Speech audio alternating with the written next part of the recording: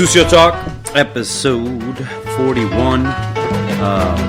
Sitting here with my main man, Trevor Perkins. Chef, how are you? Amazing. Yeah, thank you very much. Sitting here in your humble abode. You were telling me you got this after some Airbnb liquidation. Yeah. So if you guys are looking to move out here in Nashville, the housing market is killer right now. It's amazing. Yeah. We're very lucky. And you're only like, 10 minutes from town? And it's like a whole different vibe over here. It's almost 2 miles to downtown. We can walk. Yeah. It's tremendous. We walk all over the place in East Nashville. Legit? Actually, all in Nashville. Yeah. It's so small. Nice. But yeah, it's kind of like East Nashville farmland. Yeah, exactly. It's pretty nice. Thanks for coming out and seeing me, and we're having dinner at LOCUST tonight. Your boy Trevor. Very so, a real champion, that guy. Yeah, for 100%. I literally go everywhere. Every single chef is like, LOCUST is the best restaurant in Nashville. So, shout out to him, and I can't wait to try it. Ate at Husk last night. That was fantastic. And the night before at Catbird Seat. And Brian. Yeah, Brian Baxter killed it. But, yeah. So, Chef, here on the show, we take it all the way back. Where were you born? I was born in New Jersey. Okay. Jersey. Yep, good old New Jersey. About 14, 15 miles from New York City. Okay. I spent my younger life in New Jersey. Okay. But my family, I was fortunate enough to have a home in upstate New York in the Adirondacks. Okay. So I spent my good part of my summers in New York, being so close to New York City. Mm-hmm. Growing up, I spent a lot of time in New York City. Mm-hmm. So I like to think equal parts New York, New Jersey at the end of the day. Right. And I went to college in New Jersey. In New York. Worked in New York for years. Lived in New York. So I think both places are home. Yeah. When you were young in New Jersey, did they already have that house in New York? Yeah, my grandparents actually had their honeymoon up in the Adirondacks in the 20s. Got you. 1920s, Okay. and they bought the house soon thereafter, and it's been in the family since. Very cool, very cool. And what was it like growing up with food? Was it going out, or was it mom, dad cooking? Was food important, or was it more like, No, it was a big part of our family. My parents cooked, I would say, almost every night. Yeah. My mother did a fair amount of it. My father did as much as he could. He worked full time. And we had a garden when I was younger, which is super cool. I mean, New Jersey, the garden state. Yeah. Tomatoes, corn, beans, all the beautiful summer products that you and I come to love were things that I remember being on the table when I was little and kind of appreciating. But I didn't understand anything about where it came from or whatever. It was just like we had a garden. It's like this this stuff delicious. tastes good. Yeah. Corn on the grill sitting on the deck in the summer. Yeah. So all these things were very relative to me. I have food memories from my grandparents. Going out to eat was an occasion. Okay. At a birthday or anniversary or something. What sorts of places? I think just places around the area, places we were kind of accustomed to. New Jersey, great pizza, great kind of casual food. So we do a lot of stuff like that. Once in a while with my grandparents, we would do a kind of a more fancy meal, but I think New Jersey as a whole doesn't have a huge spectrum of dining, so we're kind of limited. But I always enjoyed the kind of dressing up and going out and being taken care of. And exactly. I'm sure that it's relative to my appreciation for doing that for other people now. I hear you. Yeah. Okay, very cool. And your parents, your dad, what did he do? Father was an architect, Mm-hmm. so I guess an artist at the end of the day. My mother was a labor and delivery nurse for almost 40. So nothing phased her. Years. No, nothing phased her, and she dealt with me. So. Yeah, exactly. She saw like literally the epitome of emotion. Yeah, totally. Yeah. And they both worked full time for nurses only 3 days a week. Or yeah, exactly. 12-hour shifts or whatever. So they both worked full time, but she was mainly home, Got you. Us out and taking care of us and stuff. Siblings? Yeah, 2 younger sisters. Oh, dope. Courtney's 4 years younger than me. She gets married on the 1st of January. Oh, wow. Okay. So COVID when COVID wedding push off 2 times now. Yeah. That seems to what happened to everybody. A lot of people, yeah. But fortunately, we can make it happen, and it's a pretty good time for us all to get together. So very cool. That's exciting. Very cool. Hell yeah. And then my younger sister, Heather, is 14 years younger than me. Oh, wow. So when I was in high school, she was born. You know, this happened in the last podcast. Was it a surprise or was it planned? I believe it was a surprise. It had to be, right? What my mother said it was. It had to be. She told us they had a surprise for us, and my sister Courtney and I thought we were going on a trip. So, you know, at the end. So you were bummed out. I guess initially, but you're like, well, I would have liked the trip instead, but thank you, Mom. Heather's great. So. Yeah, right. Shout out to Heather. Exactly. What were your first interests when you were a kid? Sports, anything like that? I played some sports. I mean, I loved playing ice hockey and soccer. Which, I mean, were I would call kind of casual sports in New Jersey. You know, football is like the big thing everywhere, and not playing that at school. In school, Gotcha. I played soccer and hockey, and I always enjoyed it. I enjoyed the team, the team nature and camaraderie, and kind of being there for each other, which again I think applies to cooking in some way. Yeah. And I like the physical part of it, again, which I think relates. But I kind of got out of that once college hit and, Gotcha. and start to have other interests. Exactly. And look forward to the future.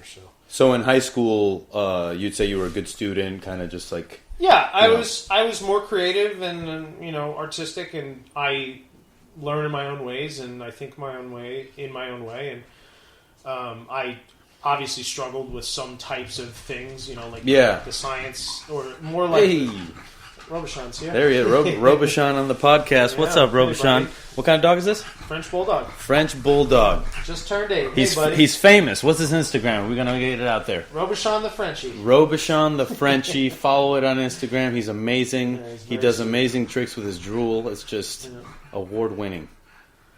Love it. He's so happy right now. He's like, I went on a walk, sat around, ate some burger scraps. How about those burgers today? Dude, the burgers were fire. Yeah. Bad Luck Burger. Bad Luck Burger, and it's a pop-up right now, but they're working on a truck and a brick and mortar at some point. Yep. So if you're ever in Nashville, they're in different locations all the time. They happen to be at, what was it, Block 13 Tattoo or something like that? The name of it? Actually, I'm not sure. I'm pretty sure. Block 13 or something. Black 13. Black 13. All right. New space, though. Beautiful tattoos. For sure. And then there was that cocktail bar that was opening downstairs where the owner was repping it in that area. What street is that? That's right off Donaldson Pike. Okay. Got you. On the east side of Nashville. So look out for that if you're in Nashville. Yeah, so what was your first job? So first job was a old school kind of confections, soda ice cream shop in New Jersey. Did you get this job because you were interested in that, or just because you needed a job and that's where you applied and that's where you got hired? I think initially I kind of needed a job. My grandfather knew the guy that owned this, and I didn't really know that it would be something for me. Yeah. It really appealed for a multitude of reasons. One, we got to make chocolates and make ice cream, and, as being a 13-year-old kid, I didn't really think learning that would apply to anything, but it was kind of a cool job to do. On the inverse of that, we would serve at the counter the guests. An ice cream place being kind of a summertime thing, we'd have crowds of people from Memorial Day to Labor Day coming in, and you'd be serving ice cream cones or burgers or milkshakes or whatever it was. And I found if you were nice to people and you were genuine, you maybe got a better tip. It's not a financial thing, but I saw how, just being honest and open with people and nice to people, they seemed to have a nice time, and then you would get something from it. So it was this like wheel that started reward, turning in me. Yeah, and it wasn't really the reward. It was just like this nice interaction. And then subsequently, I guess all the jobs I pretty much took after that were hospitality involved. I mean, got you. Everything. How long were you at the confection place? I would say it was probably 3 years through high school. Through middle school, high school. So it was summers and weekends and any other time I had. Did you have any other gigs after, like when you were in junior year, senior year of high school? That was the only thing. Gotcha. I think one summer I caddied. Okay. And it was like 6 a.m. and I never got out. Bagger Vance, baby. That movie sucks. Yeah, and so that's an instance where, you get a gratuity, but it wasn't these people you couldn't connect to. They didn't want to talk to you. They inherently didn't even seem happy, even though they were playing golf. So, like, I see the upside to hospitality in a way of, like... That's what I never understood about golf as a sport, because I'm like, you can do it angry, sad, fucking whatever, and I guess it takes your game off. I don't know, but I just don't know any basketball players that are like... obviously you hear stories about people, temperamental. Yeah, but I don't know. But it's the same with dining, because I feel like diners go in with an attitude sometimes. Yeah, you're right. You're like, excuse you came unhappy before this. Right. How am I ever going to make you happy? Right, and how does the staff get treated? Exactly. So, that's a real thing. And I think I started picking up on a lot of this stuff being younger and seeing... the work, and as minimal as it was, and just seeing how you can relate to people and like give them that little extra to where they walk out and feel nice and it makes you feel good. Where'd you go to college? I went to Hobart College in Western New York. And why'd you decide to go there? Small school. I went to a small high school. I mean, high school was not really relevant or important to my life. But I think the small scale of it was nice because you could make, a connection with people rather than just getting lost. But they had a good arts program. I was given a good opportunity to go there. They had some of the sports I was interested in. It wasn't too far from home. It was again in New York. It's in the Finger Lakes, so wine country per se. So it made pre-gaming cheaper. But I just went there. I visited a couple schools. Went with my father. Beautiful, beautiful campus. Kind of fell in love with it, and I knew one person that went there. He was an English teacher of mine in high school. Yeah, who I had a really good connection with. And I think that was a little bit because he never told me to like, oh, you got to go there or anything like that. He was like, you should go, just check it out, and it really like stuck with me. Okay, and this guy was. He was important, and I think that bridged that connection and gave me the real, site to go look at it. And like I said, I was like, this is perfect. Oh, that's dope. Yeah, and it was. I mean, I made great connections, great friends.